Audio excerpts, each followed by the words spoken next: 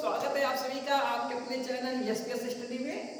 ठीक है बच्चों, आज का जो वीडियो है, इस वीडियो में हम सीखेंगे चिन्ह परिपाटी क्या होता है। मतलब जो अवतल दर्पण के लिए, उत्तल दर्पण के लिए जब हम उसके सवालों को हल करेंगे बच्चों, तो वहां पर कौन से चिन्ह लगाएंगे, कब प्लस लगाएंगे, कब माइनस लगाएंगे। तो आज का जो वीडियो है इसमें हम सीखने वाले हैं चिन्ह परिपाटी, दर्पण का फार्मूला और आवर्धन क्षमता बच्चों। ठीक है, और क्या सीखेंगे, क्षमता के बारे में। इतने सारे टॉपिक हैं जिसको हम आज की इस वीडियो में सीखने वाले हैं। तो चलिए बच्चों शुरू करते हैं। पहला टॉपिक है बच्चों हमारा, पहला टॉपिक क्या है, पहला टॉपिक है भैया दर्पण के लिए चिन्ह परिपाटी। दर्पण के लिए चिन्ह परिपाटी मतलब है कि हम जब दर्पण के सवाल लगाएंगे तो कब एफ को प्लस मिलेंगे, माइनस मिलेंगे, यू को प्लस मिलेंगे या माइनस मिलेंगे। देखो बच्चों, एक तो है कि हम इसको याद करें, या दूसरा भी कुछ है कि हमको ये सब ट्रिक खोजे कि ये हमको याद ना करना पड़े, हमारे लिए क्या हो जाए बच्चों, ये सरल हो जाए। तो चलिए आपको मैं ट्रिक बताता हूँ पहले। ठीक है, पहले मैं आपको ट्रिक बताता हूँ। ठीक है भैया, चलिए देखो बच्चों, हम क्या करते हैं जब हम एक नंबर लाइन बनाते हैं, क्या बनाते हैं भैया, नंबर लाइन बनाते हैं। क्यों ना, ध्यान से देखिए, आप देखेंगे बहुत ही आसानी से, इतनी आसान सी ट्रिक से हम जो है सीखने वाले हैं चिन्ह परिपाटी को। देखो बच्चा, आप भैया लोग अब क्या कर रहे हैं, एक नंबर लाइन बनाते हैं, बीच में हम 0 लिखते हैं, इधर हम प्लस का लिखते हैं 1 2 3, और इधर लिखते हैं माइनस का 1 माइनस का 2 माइनस का 3। ठीक है, आप कहेंगे क्या बता रहे हो सर, क्यों बता रहे हो भाई, इससे हमको क्या फायदा है। अरे आप देखो ध्यान से, बहुत फायदा है, बहुत सरल होने वाला है आपके लिए। इसका मतलब क्या है बच्चों, अगर ये जो 0 है, 0 के इस तरफ प्लस है सब, और 0 की इस तरफ क्या है भैया, माइनस है। सही बता रहे हैं, ठीक है। अब इसके बाद क्या है, आप दर्पण बना लो अपना, जैसे हमने पहले बनाया, ये कौन सा दर्पण बना लिया, अवतल दर्पण, इसका एफ बना दिया, इसका सी बना दिया। दूसरा हमने बना लिया भाई उत्तल दर्पण, इसका एफ बना दिया, इसका सी बना दिया।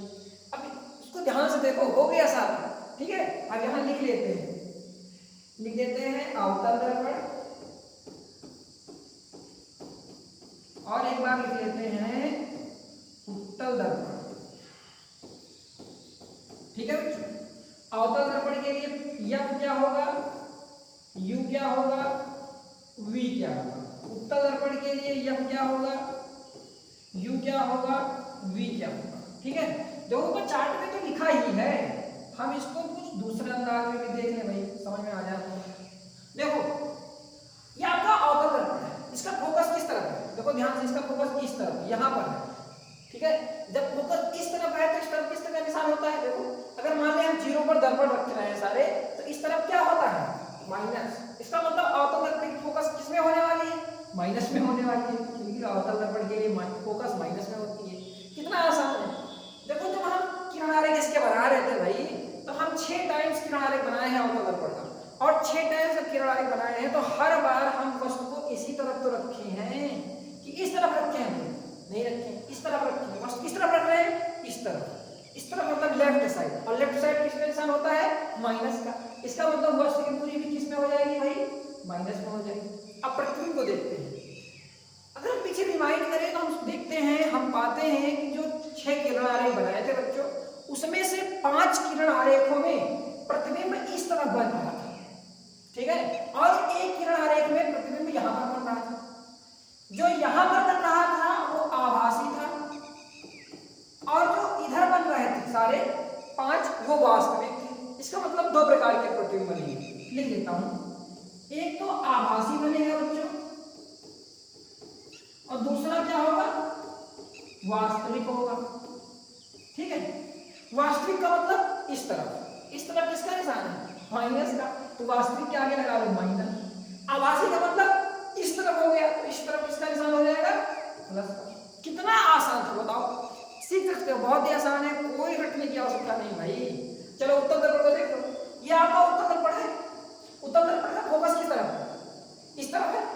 अब उत्तल दर्पण का फोकस किस तरफ है, इस तरफ कौन सा निशान होता है भाई, प्लस का, तो उत्तल दर्पण के लिए फोकस किस में हो जाएगी, प्लस में। वस्तु हमें 2 बार इसके किरण आरेख बनाए हैं, एक बार वस्तु यहाँ पर रखे हैं, एक बार वस्तु अनंत रखी है। कहने का मतलब है दर्पण के इस तरफ रखी है, तो इसका मतलब वस्तु की दूरी क्या होने वाली है भाई, माइनस में, वस्तु दूरी किसमें होने वाली है, माइनस में।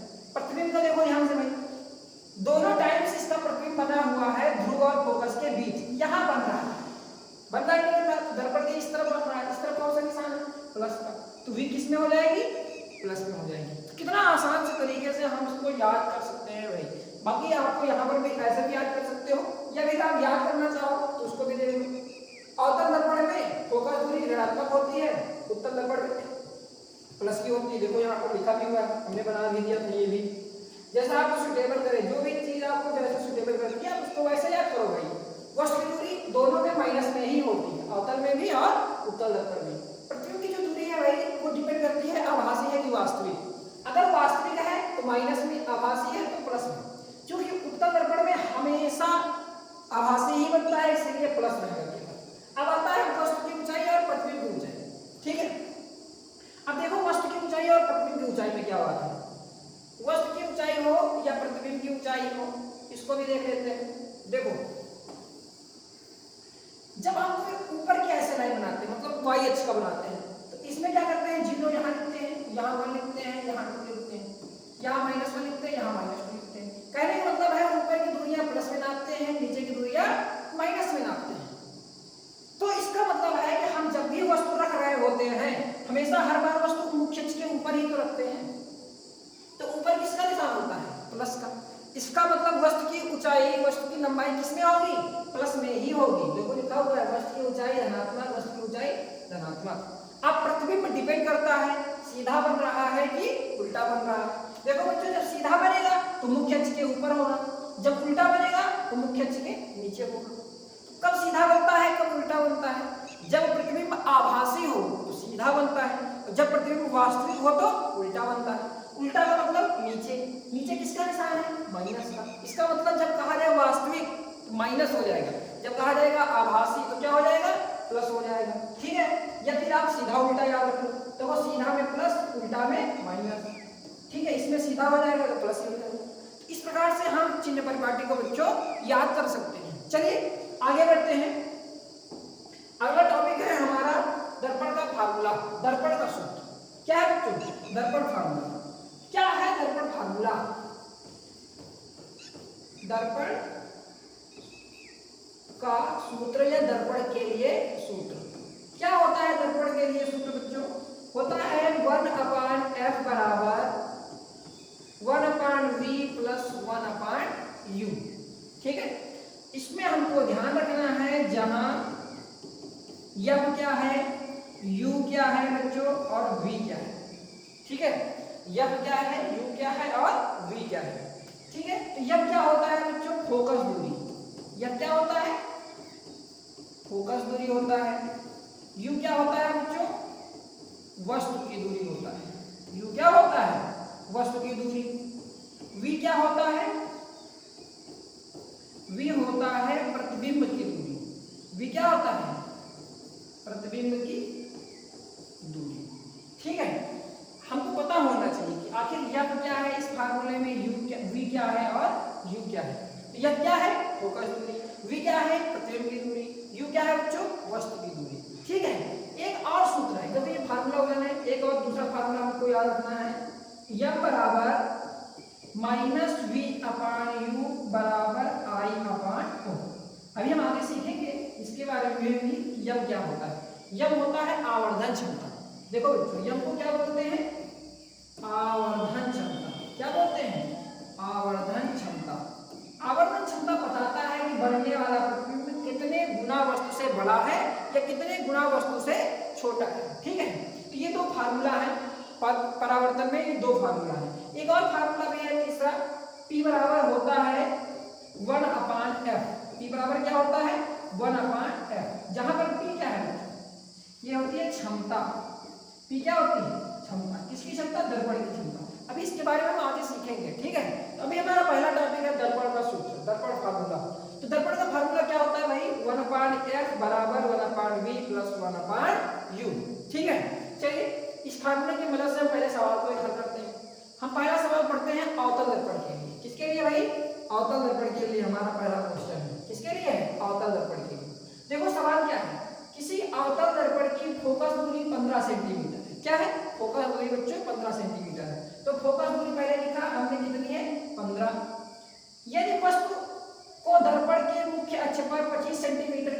रखा जाए, वस्तु 25 सेंटीमीटर दूर रखना है। इसका मतलब वस्तु की दूरी कितनी है? 25 सेंटीमीटर है। तो कह रहा है प्रतिबिंब की स्थिति और उसका आकार ज्ञात कीजिए। आकार का मतलब आवर्धन क्षमता, ठीक है। आपको यह कह रहा है यहाँ पर याद करने के लिए प्रकृति याद करना है। क्या याद करना है? प्रकृति। चलिए, तो पहला काम देखो, पहले तो दिया है, क्या दिया है? अवतल दर्पण। ये किसका सवाल है? ये सवाल है अवतल दर्पण। अब हमको चिन्ह परिपाटी में पहले जाओ, वहां पर हमने सीखा था अवतल दर्पण में फोकस किसमें होती है? माइनस में होती है बच्चों। वस्तु दूरी किसमें होती है? माइनस में होती है। अब चूंकि हमको इसमें v ज्ञात करना है तो हम v को नहीं ध्यान देंगे, प्लस में रखें कि माइनस में रखें। अब इसी चिन्ह परिपाटी के हिसाब से निशान लगाओ। जब क्या आगे किसका निशान लगाओ? बराबर नहीं लगाना भाई, माइनस का। यहाँ पर माइनस लगा दो और देखो इसके आगे भी क्या लगाओ? माइनस लगाओ, ठीक है। थोड़ा सा इसको कम कर लेते हैं, बहुत मोटा कर रहा है। चलो, तो इतना समझ में आया। अब इसके बाद आता है दर्पण का सूत्र, 1/f बराबर 1/v प्लस 1/u। चलिए मान रखते हैं 1/f का मान क्या है बच्चों? -15 बराबर 1/v हमको ज्ञात करना है प्लस 1/u कितना है? -25। कितना है? -25। अब इसको आगे हल करते हैं बच्चों, तो ये हो जाएगा -1/15 बराबर 1/v प्लस माइनस ऊपर क्या आ जाएगा? माइनस आ जाएगा 1/25। अब इस माइनस में जो 1/25 है इसको इस तरफ लाएंगे तो हो जाएगा प्लस में, माइनस वाली गिनती क्या हो जाएगी? प्लस में हो जाएगी। तो -1/15 प्लस 1/25 बराबर 1/v। इसका एलसीएम लेंगे तो एलसीएम कितना आएगा? 75। कितना आएगा बच्चों? 75। 15 5 या 75 होता है, तो 5 बन जाए 5 -5 प्लस 25 3 जा होता है, ठीक है। 3 बन जाए 3 बराबर 1/v। इसको देखो हल करोगे तो कितना आएगा? -2/75 बराबर 1/v, ठीक है बच्चों। अब ध्यान से देखो, इसमें क्या करते हैं हम? इसको त्रिज्या का गुणा मान लेते हैं ऐसे, तो हम इसको यहाँ पे हल कर रहे हैं, ठीक है। ध्यान देना, -2v बराबर 75 यानी कि 75। तो v बराबर क्या हो जाएगा? -v बराबर 75/2, ठीक है। तो यहाँ पर क्या होगा? -v बराबर 75 को 2 से भाग करो तो हो जाएगा 3, यहाँ पर आएगा, यहाँ आएगा 7, यहाँ आएगा 0.5, ठीक है। अब इस माइनस को इस तरफ लगा दो तो v बराबर -37.5 सेंटीमीटर। तो प्रतिबिंब की दूरी कितनी निकल आई? 37.5। यहाँ लिख देंगे उत्तर में 37.5 सेंटीमीटर माइनस में। किसमें? माइनस में। देखो प्रतिबिंब माइनस में आ रहा है, इसका मतलब आभासी है कि वास्तविक? आभासी है कि वास्तविक? बोलो। माइनस में आ रहा है तो इसका मतलब ये अवतल दर्पण है, माइनस में आ रहा है तो प्रतिबिंब वास्तविक हो रहा है। क्या है? वास्तविक है। चलिए यम भी निकाल के देख लेते हैं। हमने बताया यम बराबर होता है -v/u। यम बराबर क्या होता है? -v/u। तो माइनस v का मान रखते हैं भाई, v का मान कितना है? -37.5 -37.5/u का मान कितना है? चिन्ह सहित रखेंगे, इस चीज का भी ध्यान देना है। -u का मान है -25, यहाँ लिख देते हैं -25। चलो आगे हम रखते हैं। देखो माइनस माइनस क्या हो जाएगा? प्लस हो जाएगा। यम बराबर 37.5 बटे माइनस में क्या होगा? 25 होगा, ठीक है बच्चों। अब इसको भाग करेंगे कि हमारा यम आएगा, यम बराबर माइनस, ठीक है। इसको भाग करेंगे तो यहाँ हो जाएगा 1 पॉइंट, ठीक है। यहाँ पर कितना बचेगा? बचेगा 12, ठीक है। और 12 हो जाएगा 1.5 भाग करने पर, तो ये हमारा यम आ जाएगा, ठीक है बच्चों। तो यहाँ पर यम कितना है? -1.5। माइनस बता रहा है कि जो प्रतिबिंब बन रहा है वो उल्टा बन रहा है, ठीक है। तो ये हमारा क्वेश्चन था बच्चों, किसके लिए था? अवतल दर्पण के लिए। इसको आप खुद से भी करके देखना सही है कि गलत हो रहा है। चलिए अगला क्वेश्चन देखते हैं। अगला क्वेश्चन देखते हैं बच्चों उत्तल दर्पण का। देखो यहाँ पर 2 प्रश्न है, ये पहला प्रश्न है और ये यहाँ पर दूसरा प्रश्न है। ये आपका HW है, इसको आप घर में करिए, ठीक है। चलिए देखते हैं प्रश्न क्या है, क्वेश्चन क्या है। किसी उत्तल दर्पण के सामने क्या दिया हुआ है? उत्तल दर्पण। कौन सा दर्पण है? उत्तल दर्पण है बच्चों। किसी उत्तल दर्पण के सामने 30 सेंटीमीटर दूर रखी वस्तु, वस्तु की दूरी कितनी है? 30 सेंटीमीटर। 30 सेंटीमीटर दूर रखी वस्तु यदि उस दर्पण से 10 सेंटीमीटर पीछे आभासी प्रतिबिंब बनता है। अब की बार प्रतिबिंब की दूरी दे दिया है, कितना दिया है? 10 सेंटीमीटर। प्रतिबिंब की दूरी कितना है?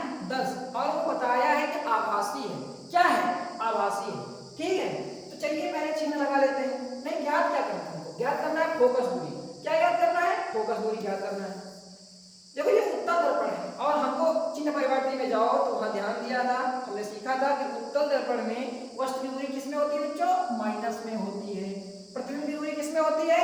प्लस में होती है। अब इसके बाद दर्पण फार्मूला में इसको रखते हैं, तो 1/f बराबर 1/v का मान कितना है? +10 प्लस 1/u, u का मान कितना है बच्चों? -30। ठीक है, चलिए इसको हल करते हैं। 1/f बराबर 1/10 प्लस माइनस -1/30। एलसीएम लेते हैं, एलसीएम कितना आएगा बच्चों? 30 आएगा।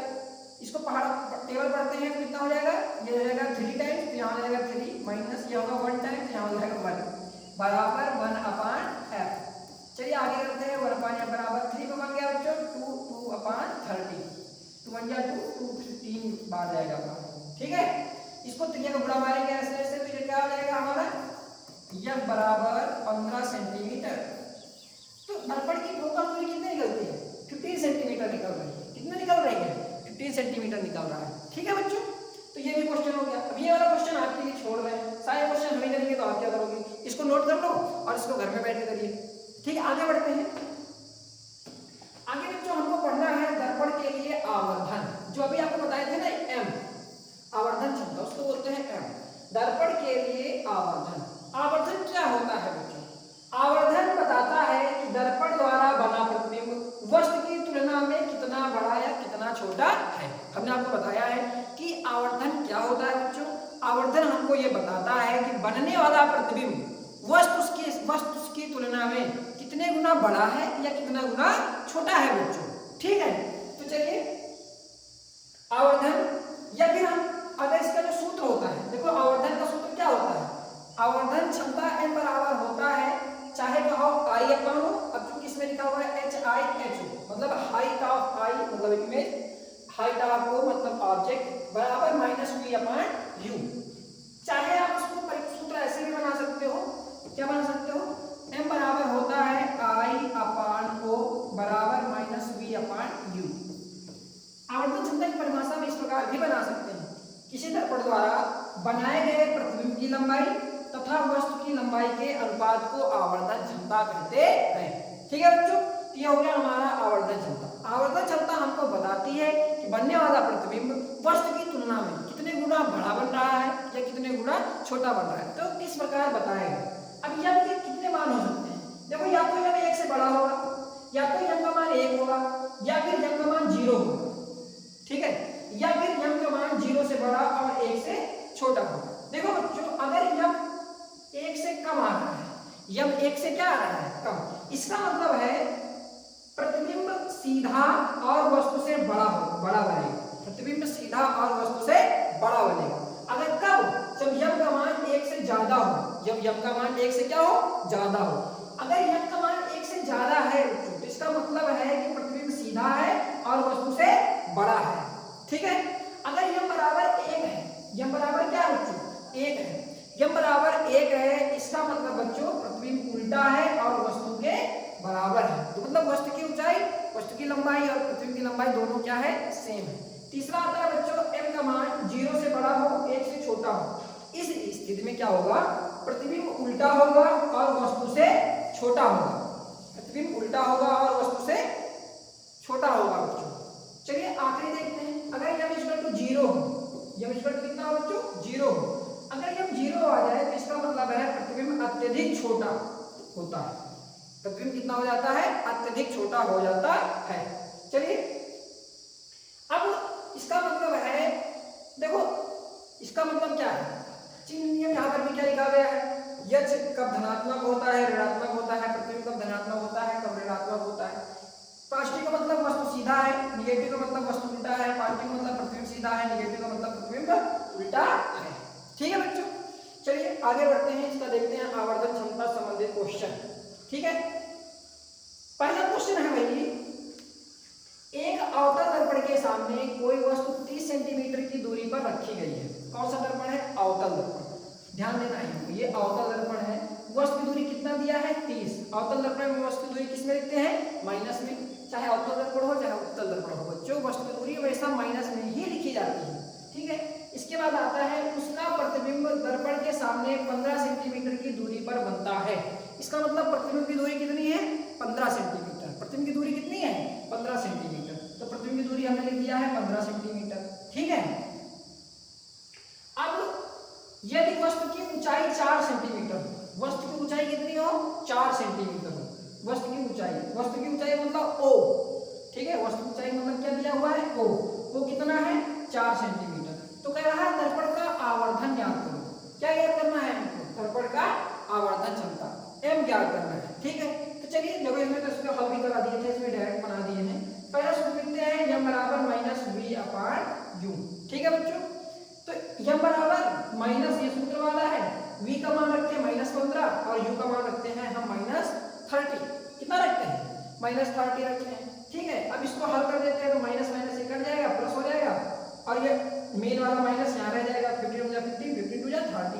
तो ये बराबर कितना आ जाएगा बच्चों, -1/2। ये बराबर -1/2। तो ये हमारा आपका आवर्धन क्षमता निकल आया। हाँ, अगर आप इस क्वेश्चन में कहता भाई प्रतिबिंब की ऊंचाई भी ज्ञात करो, आई ज्ञात करो, क्या ज्ञात करो, आई, तो अब हम दोबारा सूत्र लिखते m बराबर i अपॉन o। जब हमने कितना निकाला बच्चों, -1/2 बराबर i हमको निकालना है और o कितना दिया था 4 सेंटीमीटर, इसको लिख देते हैं 4। इसको हल करते हैं तो 4 ऊपर आएगा, ये हो जाएगा -4/2 बराबर i, 2 × 2 कितना आएगा -2 सेंटीमीटर। तो प्रतिबिंब की ऊंचाई कितनी आएगी, कितनी आएगी, -2 सेंटीमीटर। माइनस बता रहा है कि प्रतिबिंब उल्टा है, माइनस क्या बता रहा है, प्रतिबिंब उल्टा है। ठीक है बच्चों, उल्टा है, या देखो यहाँ पर भी सब लिखा गया था वास्तविक प्रतिबिंब उल्टा ही होते हैं। तो ये था आवर्धन क्षमता से संबंधित क्वेश्चन। ठीक है बच्चों, समझ में आ रहा है नहीं, आगे बढ़ते हैं। ठीक है, आगे हमारा आता है दर्पण की क्षमता। अगला क्वेश्चन हमारा जो क्या है, दर्पण की क्षमता। दर्पण की क्षमता क्या होती है, what is the power of mirror, power of mirror. तो बच्चों दर्पण की क्षमता दर्पण की प्रकाश किरणों को अभिसारित या अपसारित करने की योग्यता को दर्शाती है। कहने का मतलब यह है बच्चों, चाहे अवतल दर्पण हो चाहे उत्तल दर्पण हो, दोनों दर्पण क्या करते थे, दोनों दर्पण अनंत से आ रही किरणों को, अनंत से आ रही किरणों को परावर्तन के उपरांत फोकस पर लाने का प्रयास करते थे कि नहीं करते थे, प्रयास नहीं करते थे, वो लाते ही थे। तो इसी को बोलते हैं अभिसारित या अपसारित करने का प्रयास करते थे। तो कौन दर्पण कितना ज्यादा कर रहा है, जितना ज्यादा कर रहा है उसकी फोकस उतनी ही ज्यादा है। ठीक है, ये होता है दर्पण की क्षमता। ठीक है, या फिर इसका सूत्र होता है दर्पण की क्षमता P बराबर होता है 1/f, P बराबर 1/f। तो यहाँ इस सूत्र से भी हम परिभाषा बना सकते हैं कि दर्पण की क्षमता P उसकी फोकस लंबाई f के व्युत्क्रम के रूप में परिभाषित किया जाता है, या किसी दर्पण की क्षमता उसकी फोकस दूरी के व्युत्क्रम के बराबर होती है, P बराबर 1/f। हम इस प्रकार भी इसको परिभाषित कर सकते हैं। ठीक है बच्चों, अब इसमें देखो क्या लिखा, महत्वपूर्ण बातें क्या है। चूंकि देखो P बराबर होता है 1/f, इसका मतलब क्या है, यहाँ पर व्युत्क्रम नियम का पालन होगा। इसका मतलब है कि अगर f कम है, अगर f कम या क्या है, कम है, तो फोकस हमारी क्या होगी, अगर f कम है तो क्षमता हमारी क्या होगी, ज्यादा होगी बच्चों। फोकस लंबाई जितनी कम होगी दर्पण की क्षमता उतनी ही अधिक होती है, और फोकस दूरी जितना ज्यादा होगी बच्चों क्षमता हमारी उतनी ही कम होगी। क्षमता का जो मात्रक होता है बच्चों वो डायोप्टर होता है। क्या होता है, डायोप्टर होता है। ठीक है, अवतल दर्पण की क्षमता, अब इसमें लिखा हुआ है कब प्लस में आएगी कब माइनस में आएगी। तो जो अवतल दर्पण है, अवतल दर्पण की क्षमता धनात्मक होती है बच्चों, और जो उत्तल दर्पण है उसकी क्षमता क्या होती है, ऋणात्मक होती है। और क्षमता का जो मात्रक है वो क्या है, डायोप्टर होता है बच्चों। क्या होता है, डायोप्टर होता है। ठीक है, चलिए क्वेश्चन इसका देखते हैं। सवाल में लिखा हुआ है, देखो पहले एक चीज और देख लेते हैं, चिन्ह तो यहाँ पर भी बताया है, कैसे देख लेते हैं। फोकस लंबाई, अगर अवतल दर्पण के लिए जो अवतल दर्पण है, अवतल दर्पण की फोकस दूरी किसमें होती है, प्लस में होती है कि माइनस में होती है। तो अवतल दर्पण की फोकस दूरी माइनस में होती है, यहाँ पर जो पना हुआ है उसको मत ध्यान दो भाई, माइनस में होती है। और जो उत्तल दर्पण में फोकस दूरी होती है वो किसमें होती है, प्लस में होती है। उत्तल दर्पण की फोकस दूरी क्या होती है, प्लस में। तो अगर ये माइनस में है, फोकस दूरी माइनस में है, तो दर्पण की क्षमता भी किसमें होगी बच्चों, माइनस में ही होगी। और अगर ये फोकस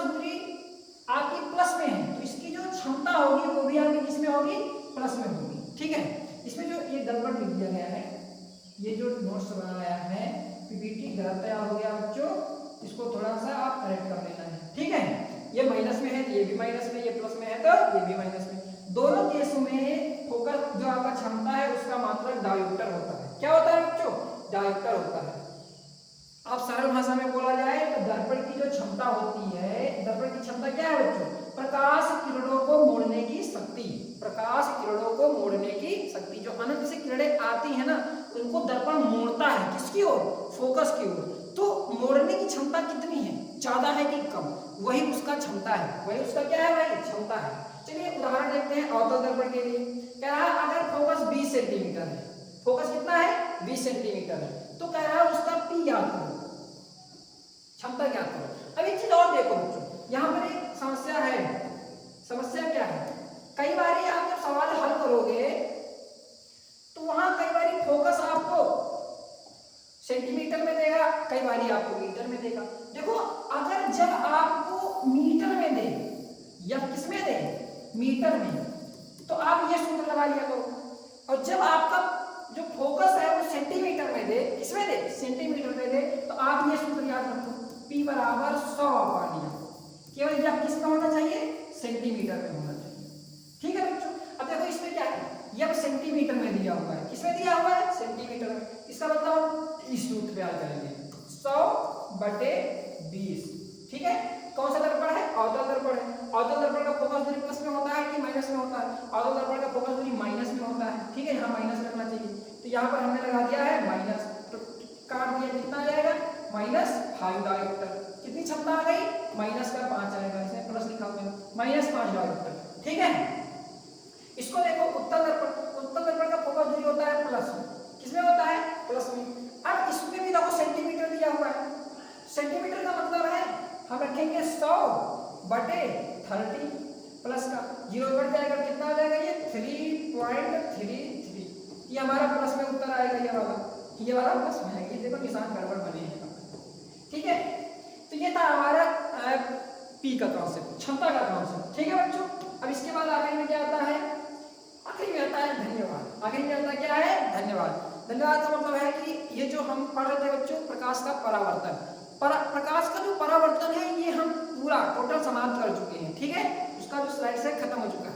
इसके बाद जो हमारा सीरीज शुरू होगा बच्चों, वो अपवर्तन का शुरू होगा, और हम अपवर्तन का पूरा प्रयास करेंगे कि अपवर्तन को 1 या 2 वीडियो में ही हम खत्म करें। मतलब 60 वीडियो, इतने सारे वीडियो देखने की कोई आवश्यकता ना हो। आप एक वीडियो को लगातार देखें और आपको पूरा अपवर्तन 1 वीडियो में समझ में आ जाए, ठीक है बच्चों।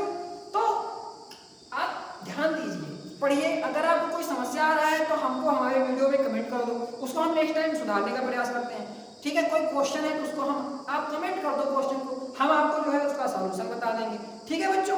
कोई भी आपका डाउट है उसको आप कमेंट करिए, आपके द्वारा पूछे गए हर एक डाउट का जो निवारण है वो आपको वीडियो में मिलेगा, ठीक है बच्चों। मेहनत करते रहिए, लगे रहिए, आप बेहतर सीख रहे हैं, सीखते जाएंगे, ठीक है। वीडियो अगर आपको अच्छे लग रहे हैं तो वीडियो को लाइक भी कर दिया करो, कमेंट भी कर लो और सब्सक्राइब कर लो चैनल को। अपने दोस्तों को भी बताओ इस चैनल के बारे में, ताकि वो भी इस चैनल को देखें, सीखें और समझें, ठीक है। तो thanks for watching this video बच्चों, ठीक है। Thank you. फिर से थैंक यू कर देते हैं आपको, फिर से थैंक यू, ठीक है बच्चों, थैंक यू।